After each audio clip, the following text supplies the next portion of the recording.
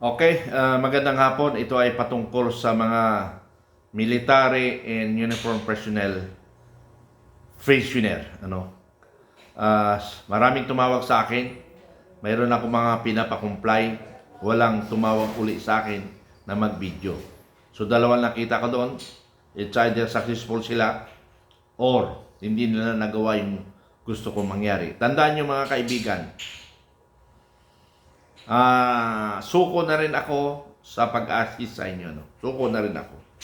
Dahil hindi natin ma-resolve yan kung hindi kayo nagko-cooperate sa sinasabi ko. Tandaan nyo, 2021 pa ako nakipaglaban dyan sa claims ng differential ng 2000 to 2012. Matagal kong pinaglaban yan. Ang daming mga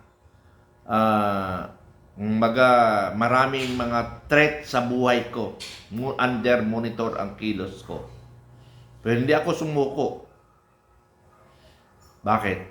Nagsundalo pa ako kung kaya-kaya lang tayong takutin. Kaya ako nagsundalo para mag-service sa bayan at hindi kayang takutin ng sinuman. Tandaan nyo yan. At natatandaan ko yung subject namin ng moral and welfare of the men. Even I'm retired. Ginagawa ko hanggang ngayon. Kasi saan tatakbo ang non-commissioned officer and their widows? Even the generals' widows. Even the generals. Without my information, hindi nila alam may matatanggap pala sila. Kaya, hindi tayo magtatagumpay kung ano yung sinabi ko at hindi nyo sinunod at natatakot kayo. Sabi ko nga sa inyo mga kasama, walang mandurugas kung walang nagpapadugas.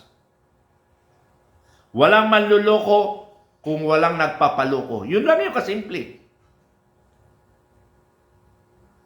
Ang dami nagpaloko sa atin eh. Ito na lang lumaban kami, nag-ipon-ipon kami sa Camp Aguinaldo Widows and the Pensioner para i-pressure ang PGMC to release that claims. Pag-akit ko namin sa conference room, yung mga principal pensioner na wala, mga widows na lang, mabuti na lang, may mga widows na fighter eh. Bakit kayo natatakot? I am addressing doon sa natatakot Kung hindi kayo takot, di lumaban kayo. Pagtanggol nyo ang kasama natin, hindi lang sarili nyo. Tapos may mga officers and other non-commissioned officers, binibira ako. Dahil masisira daw ang AFP. Sinong sumira? Ako? Parang baliktad ang utak nito eh. Sila ang sumira sa imahe ng magandang AFP. Dalang ginagawa ko lang, kinakausap ko sila eh. Unang step ko, gusto kong makipag-cooperate sa kanila, tulungan kung anong magawa. Nagtatago sila. Lumapit ako sa tube stop. Nagtago rin tube stop. Lumapit ako sa G1, yun. Nakipag-usap sa akin si General Perez. Lahat ng sinabi ko, wala siyang kontra. Because alam niya positive yung pinagdadaldal ko. Or baka mabara ko siya. Although senior sa akin. Kasi ang pinag-uusapan dito, yung katotohanan, hindi kaduwagan. So, ang dami ko ng effort dito. Ang dami ko ng pawis, gutom, sakripisyo, to include money. Yung mga babanggitin ko lang ito, hindi ko sinasabing hinihingihan ko kayo. Ang hinahanap ko lang yung, sir, salamat sa effort mo, kung wala ka, ganun. Yun lang hinahanap ko. Hindi ko kailangan ng budget kung ayaw nyo magbigay. Pero kung ibigay nyo, salamat. Pero hindi ako nanghihingi. Kasi ang layunin ko ay makatulong. Ayaw ko kasi na nakakakita ng niluluko. Tandaan nyo yan. Kahit na anong ako'y nasa active, ayaw kong nakikita na may niluluko. Diyan ako nagagalit. Halimbawa, in PA, halimbawa, civilian, na alam kong niluluko rin, ay hindi ko gusto yun. Yun yung prinsipyo ko. Yan ang diskarte ko sa buhay. Tumulong para sa bayan.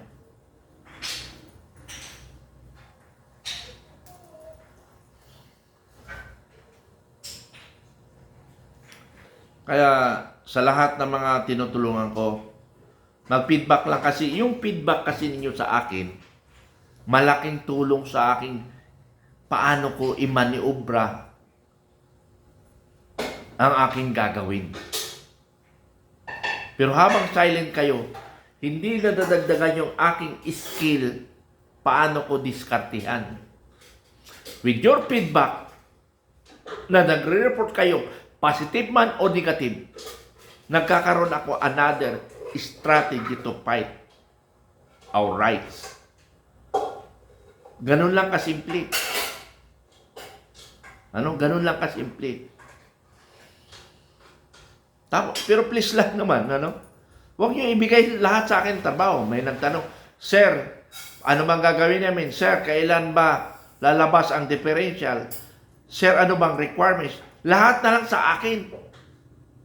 Assistant lang yun sa akin. Nagbibigay ako ng info na may pera kayo matatanggap kung hindi nyo pa natanggap. Yun lang yung trabaho ko. Now, kung gusto nyo lahat yan, magpadala kayo ng budget para mag-uutos ako. At magagawa ko ng grupo na sila magtrabaho ng problema ninyo. With special power of attorney. Yun lang yung pakiusap ko. Huwag niyo ibigay sa akin lahat. Pero sa totoo lang, doon sa mga nakikita ko at nababasa ko, ang dami talaga ignorante sa mga pensioner. Wala talaga silang kamuang-muang. So yun ang nakakawa. Pero hindi ko rin kaya na akuoy ko lahat. Hindi ko kayanin yan. Kaya pag na-sermon lang kayo, tanggapin nyo. Kasi mabuti nga sa inyo sermon. Akin, buhay ko nakataya dito eh. Sindikato kasi ito eh, mga nilalabanan ko. Kasi kung sindikato yan, ay di matagal nang lumabas yung mga pera na yan, bakit ipinding pa yan? Ganun lang kasimple yan eh. Pero among the 5 commander or 6 commander, only Commodore Cases nakipag-cooperate sa akin.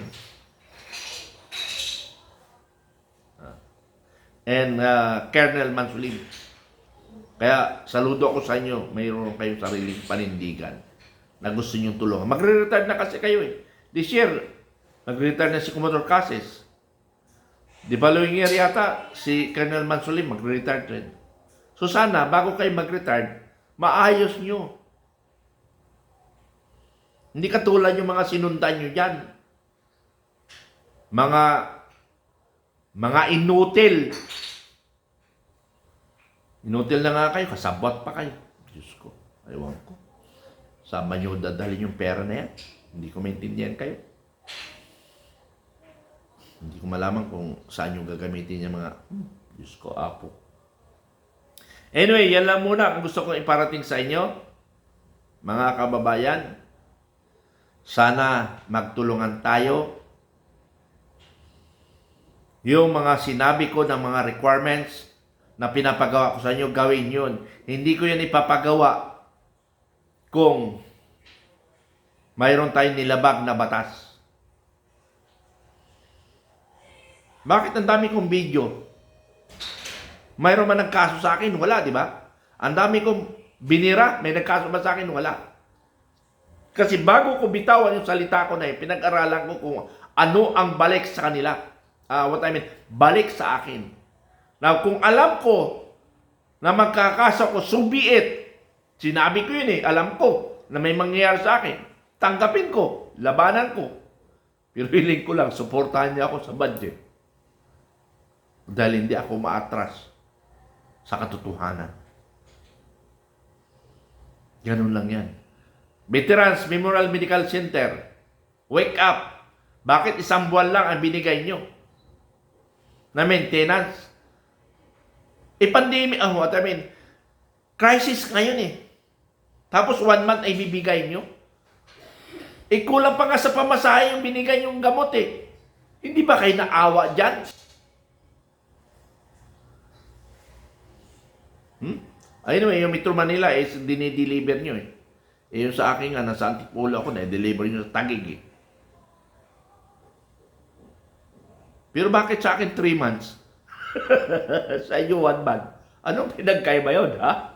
3 months sa akin, sa inyo 1 month. Dapat kasi umaangal kasi kayo. Hindi yung tanggap lang kayo ng tanggap, hindi nyo pinaglalaban yung karapatan nyo. Kaya ako lumalaban. Alam ko may budget kasi budgeted yan. May budget. Every quarter may budget yan. Saan mapupunta ang budget? Kaya take note, Veterans Hospital, susundan ko, susubaybayan ko hanggang matapos ang 2026. Bibirahin ko kayo ng bibirahin. Yung refund ninyo, paripan pa kayo.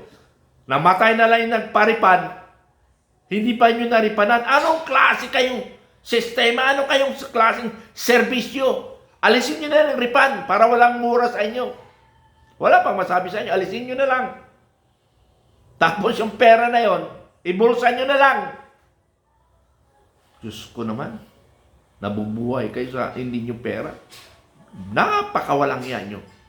Napakademonyo nyo. Sorry Huwag kayo magpayaman na hindi nyo pera. Lintik kayo. Kupal kayo. Hindi ko sinisisi ang pharmacist dito kasi sa totoo lang, yung pharmacist galit na rin yan. Kasi silang tinatamaan.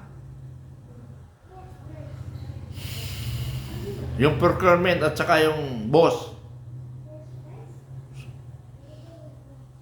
Pag umikot ang mundo, ipagbuntong ko kayo. Tandaan nyo yan.